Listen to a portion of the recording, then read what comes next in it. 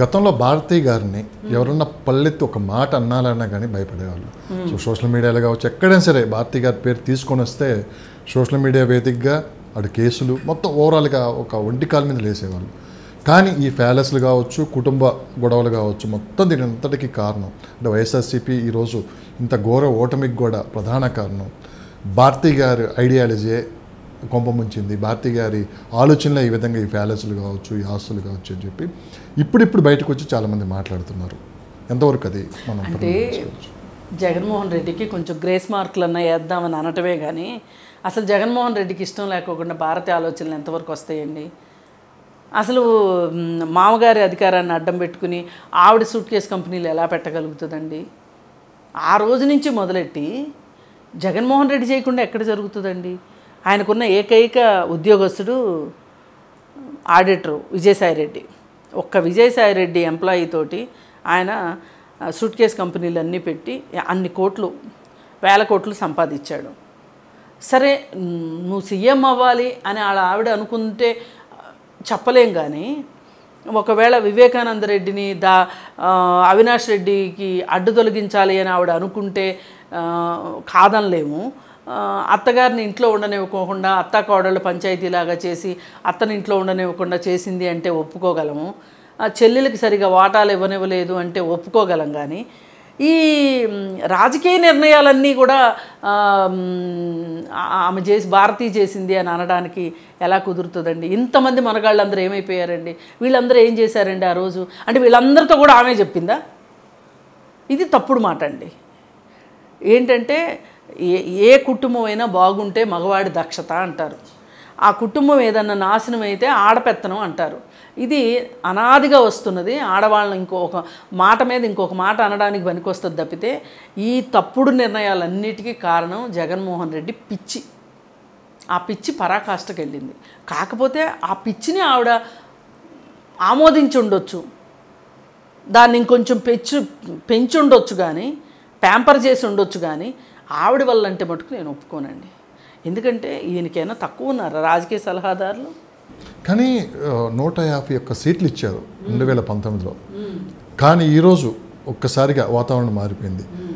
జెండా పట్టుకొని బయటికి రావాలంటే భయపడుతున్నారు. ఎక్కడ చూసినా నిశ్శబ్దం. వైఎస్ఆర్సీపీ పార్టీ ఉందా లేదా అనే పరిస్థితికి వెళ్ళిపోయింది. అంటే వీళ్ళు తీసుకున్న నిర్ణయాలు కావచ్చు. ఇప్పుడు చాలామంది ఎక్స్ఎమ్మెల్యేలు అంటే గతంలో ఎమ్మెల్యేలు నోరు విప్పుతున్నారు. ఆ రోజు మాకు ముఖ్యమంత్రిని కలవటానికి కూడా అవకాశం ఇవ్వలేదు, గంటల లెక్క కాదు, వారాల లెక్క కాదు, నెలల లెక్క కూడా మేము వెయిట్ చేసినా కానీ అవకాశం ఇవ్వలేదు, అందుకే ఇలాంటి పరిస్థితి వచ్చిందని చెప్పి కూడా వాళ్ళు అంటున్నారు. అంటే డబ్బులు ఇసిరేస్తే ఓట్లు వేస్తారనేది వీళ్ళు అనుకున్నారు, కానీ దానికి అంతా రివర్స్ జరిగింది. పాలన ఉండాలి, అభివృద్ధి ఉండాలి, పెట్టుబడులు కావాలి, ఇవన్నీ ఉంటేనే మనకి రాష్ట్రం ముందుకెళ్తుంది. ప్రజలు కూడా అందుకే మంచి తీర్పు ఇచ్చారని చెప్పి కూడా వాళ్ళల్లో వాళ్ళు డిస్కషన్ కూడా జరుగుతుంది. మొత్తం మీద ఈ నిర్ణయాలు సజ్జల రామకృష్ణారెడ్డి గారు కావచ్చు, విజయసాయిరెడ్డి గారు కావచ్చు, వీళ్ళంతా ఒక నియంతృత్వ ధోరణిలో పోలీసులను అడ్డం పెట్టుకొని ప్రభుత్వాన్ని నడిపారంటున్నారు. ఎంతవరకు మేడం? 100% మీరు చెప్పిందంతా, నేను చెప్పాలనుకున్నదంతా మీరు చెప్పేశారు. మొత్తం ఇక్కడ తెలంగాణలో జరిగింది అదే. కేసీఆర్ మంత్రులకి అపాయింట్మెంట్ ఇచ్చాడా? ఎమ్మెల్యేలకు అపాయింట్మెంట్ ఇచ్చాడా? అసలు ఎవరి పని వాళ్ళని చేయనిచ్చాడా? అంతా తానే చేశాడు. తను, తన కొడుకు, తన కూతురు, కొంచెం తన మేనల్లుడు, లేదంటే తన పెంపుడు కొడుకు సంతోష్రావు. కానీ ఇక్కడ ఏపీలో అలాంటి ఎవరు లేరు కదా? ఎందుకు లేరండి? సజ్జలు ఎవరు? విజయసాయిరెడ్డి ఎవరు? అంబటరాంబాబు ఎవరు? వాళ్ళెవరు పెత్తనం చేయకుండానే ఆయన ఒక్కడే చేశాడు అక్కడ? వాళ్ళందరూ చేశారు పెత్తనం. కాకపోతే ఇక్కడ ఒక కుటుంబంగా ఉంది, అక్కడ కుటుంబంగా లేదు. ఒక్కడే వాళ్ళందరి చేత నడిపించాడు అట్లా. కానీ ఇప్పటికీ ఈ రిజల్ట్ వచ్చిన తర్వాత కూడా సోషల్ మీడియాలో కొంతమంది వాళ్ళ పద్ధతి మార్చుకోవట్లేదు. శ్రీరెడ్డి లాంటి వాళ్ళు కొంతమంది ఒంటి కాలు మీద లేస్తూ ఉండాలి, బూతులు తిట్టేవాళ్ళు, ఇంట్లో వాళ్ళని బయటికి తీసుకొని వచ్చేవాళ్ళు, ఇంకా కెమెరా ముందు ఉంటే చాలు ఒక పూనకు వచ్చినట్టు ఊగిపోయేవాళ్ళు. వాళ్ళ పద్ధతి ఇంకా మార్చుకోలేదు. ఇప్పటికీ వాళ్ళ మీద యాక్షన్ కూడా తీసుకోవట్లేదు. ఏంది మేడం? ఎవరు తీసుకోవాలి యాక్షన్? ఎవరు తీసుకుంటారు? తీసుకోలేరు. అట్లాంటి వాళ్ళు మాట్లాడి వాళ్ళే అలసిపోయి సోషల్ వైఎస్ఆర్సీపీకి ఈరోజు ఈ పరిస్థితి రావడానికి కేవలం ఒక 50% సోషల్ మీడియాని కూడా మనం చెప్పుకోవచ్చు. చేసిన అభివృద్ధి మాట్లాడకుండా కేవలం తిట్టడానికే. వాళ్ళు అభివృద్ధి చేయలేదు కదండి. ఏం చేశారని మాట్లాడతారు? ఒక పరిశ్రమను తీసుకొచ్చామని చెప్తారా? వచ్చిన వరకేనా?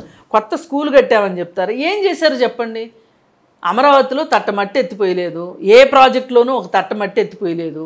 పైగా పట్టిసీమకి మరమ్మతులు కూడా చేయలేదు. అంటే మనకు ఒక కారు ఉందనుకోండి, సర్వీసింగ్ చేయించుకుంటామా, అలాగే యంత్రాలకి సర్వీసింగ్ చేయించాలా, అది కూడా చేయించలేదు. చేయించకపోవటం వల్ల ఈ సంవత్సరం రెండో పంటకు నోచుకోలే జనాలు.